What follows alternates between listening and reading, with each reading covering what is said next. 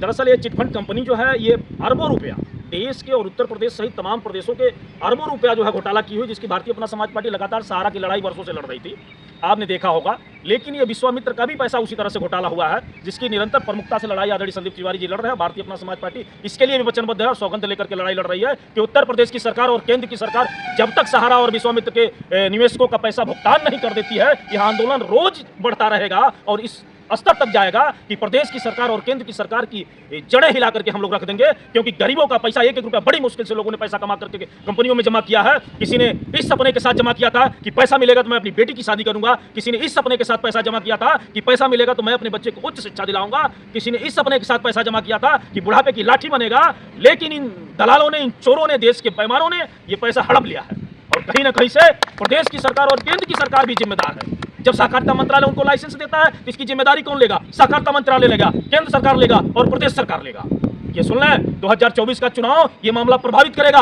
और आपको बता दें, प्रदेश की सरकार और केंद्र की सरकार, ये मामला राजनीतिक हो चुका है। राजनीतिक पार्टी इस बीच में आई हुई है। आप या तो भुगतान करेंगे और अगर नहीं भुगतान करेंगे तो सत्ता से बेदखल होना पड़ेगा, जनता आपका बहिष्कार करेगी। जी, लगातार वर्षों से मैं भारतीय अपना समाज पार्टी लड़ रही है। छत्तीसगढ़, गुजरात, हरियाणा और उत्तर प्रदेश में बड़ा संगठन हमने तैयार किया। विश्वामित्र को लेकर के मैं नहीं चल रहा था, मुझे विशेष जानकारी नहीं थी। जब से मैं आदरणीय संदीप तिवारी जी से जुड़ा हूँ, पता चला कि विश्वामित्र का एक बहुत बड़ा घोटाला हुआ है। तो अब ये हमारे मैनिफेस्टो में है और लगातार प्रदेश सरकार और केंद्र सरकार को ज्ञापन देकर मैं जिलाधिकारी केवलिया को ज्ञापन देने गया था। तब वहाँ आदरणीय संदीप तिवारी से हमारी मुलाकात हुई थी कि माता रानी की कृपा रही, एक क्रांतिकारी साथी के साथ जुड़ करके हमें काम करने का अवसर मिला। देखिए, एक और एक मिलकर के 2 भी हो सकते हैं और एक और मिलकर के 11 भी हो सकते हैं।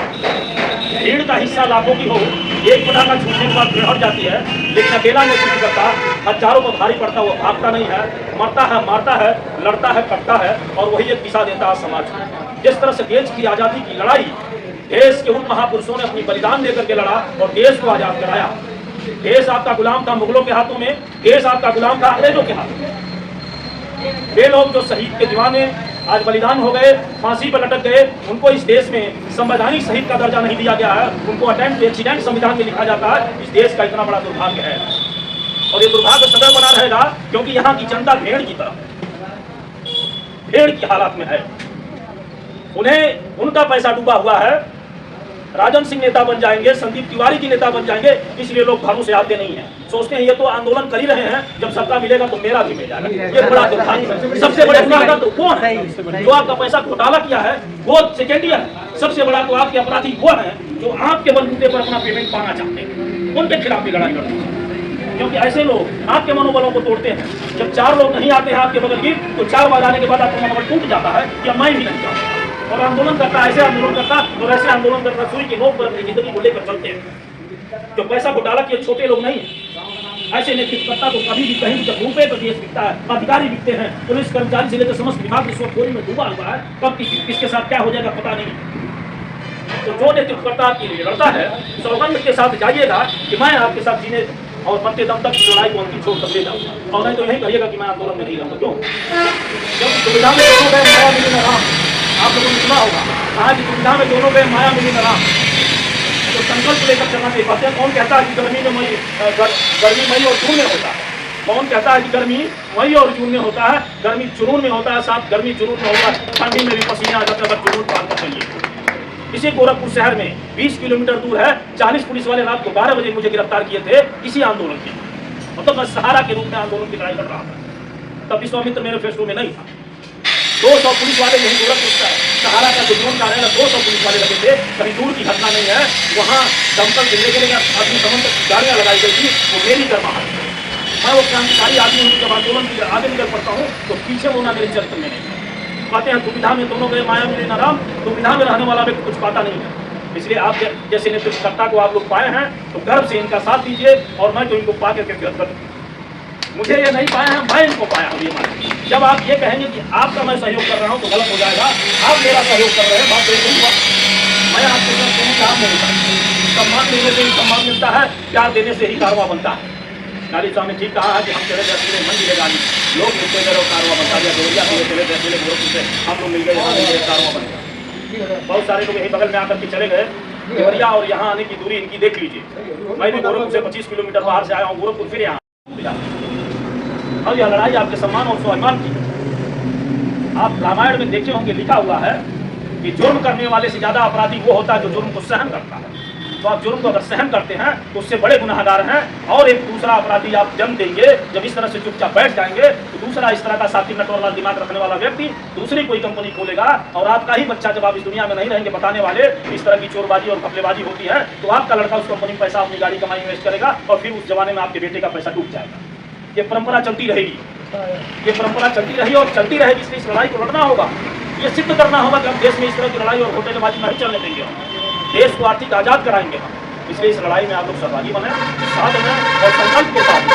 नहीं होता है अक्सर कि जो भीड़ आज है वो कल कम हो जाती है, लेकिन वो नहीं होना है। जो आदमी का वो होना चाहिए कि जो आज भीड़ है उसकी गुना अगली बार होनी चाहिए, उसके आगे अगली बार होनी चाहिए। और ये संकल्प के साथ करेंगे तो निश्चित तौर पर ऐसा होगा। ये लड़ाई आप लोग लड़ाएं।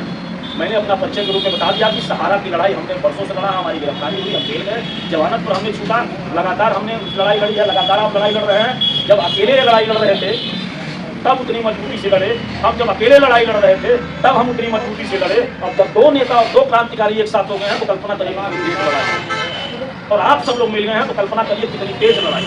आप एक आदमी 100 के बराबर है, आप एक आदमी 100 के बराबर है। पार्टी की किसी और संगठन की कोई नीति होगी तो 100 लोगों के पास पहुंचाएंगे, 5 लोगों को लेकर के आंदोलन में आएंगे। और यही देश का संविधान है कि आप अपने हक की लड़ाई लड़ कर रहे हैं। आपका फंडामेंटल राइट है, आपके कॉन्स्टिट्यूशन में जो मौलिक अधिकार है उसको लड़ें, और मौलिक अधिकार में आपका है कि सरकार इसका भुगतान कराए। और सरकार को जिताने के लिए राजनीतिक पार्टी के रूप में लॉन्च करना पड़ा है, क्योंकि सरकार किसी से भी नहीं लड़ती और न सरकार को कोई झुका पाए। सरकार के पास इतनी ताकत होती है कि सरकार के सामने हर कोई बौना है, उद्योगपति, पूंजीपति, कोई भी उसके सामने बौना है। सरकार सिर्फ वोट से डरती है, और वोट जब उसका कटेगा तब वो डरेगी, लेकिन उसका वोट कटने का चांस ही नहीं है। इसलिए सरकार चुप नहीं है, सरकार डर रही है। अब वोट कैसे नहीं कट रहा है? समाजवादी नहीं बोल रही है। समाजवादी कहीं बोला कि सहारा या विश्वामित्र का भुगतान होना चाहिए, विपक्ष की सबसे बड़ी पार्टी है। कांग्रेस ने बोला, नहीं किसी ने बोला। क्यों? क्योंकि सब इन घोटालेबाजों के पैसों का पार्टियां चली हैं। कि जब से ये मामला हम लोगों के संज्ञान में आया कि चिट फंड कंपनियों ने निवेशकों के साथ, कार्यकर्ताओं के साथ जो अन्याय किया है, जो फ्रॉड किया है, उसको लेकर के बड़ा गंभीरता से हमारा संगठन, मानवाधिकार सुरक्षा संगठन जो है, इस पर बैठक करके और चिट फंड कंपनियों के खिलाफ कार्रवाई करने के लिए आगे आया। और कुछ चिट फंड कंपनी, जैसे अभी विश्वामित्र इंडिया परिवार नामक कंपनी थी, जिसके ऊपर हम लोगों ने मानवाधिकार सुरक्षा संगठन के तहत FIR दर्ज करवाया है। और तमाम जनपदों में, देवरिया, गोरखपुर के भी जिलाधिकारी को हम लोगों ने ज्ञापन दे करके, और प्रदेश में और केंद्र सरकार ने एक कानून बनाया था, बर्ड्स एक्ट 2019 और PID एक्ट 2016, जो उत्तर प्रदेश जो है के अंतर्गत आता है। इस कानून को बना तो दिया गया था, लेकिन पूर्ण रूप से इसे लागू नहीं किया गया था, जिसे हर जनपद में ज्ञापन दे करके अधिकारी जो इसके सक्षम अधिकारी थे उनको जगाने का हम लोगों ने कार्य किया, जिसका देन है कि जनपद में काउंटर मिला है। उस काउंटर के माध्यम से लोग अपनी शिकायत दर्ज करवा रहे हैं। 2024 का चुनाव लोकसभा में है जी। पूरे देश को छोड़ दीजिए, उत्तर प्रदेश में इसका कितना प्रभाव पड़ेगा? बहुत असर पड़ेगा। काफ़ी लोग उत्तर प्रदेश से बहुत लोग निवेश किए हैं इन चिट फंड कंपनियों में, तो सभी लोगों को अभी जागरूक किया जा रहा है और वो लोग एक साथ हैं। सरकार से आप क्या मांग करेंगे कि जो उत्तर प्रदेश में फर्जी कंपनियां हैं, हाँ, उन पर क्या कार्रवाई होनी चाहिए? उन पर कोई ऐसा कानून बनाए ताकि लोग, गरीब लोगों का, मजदूर लोगों का, फिर जैसे जो भी मेहनत से पैसा कमाता है उस पैसे पर बेकार के फर्जी वाड़ा करके लूटा न जाए, इस तरीके से ठीक, उस पर लगाम लग जाएगा। इससे सरकार से हमारी मांग है।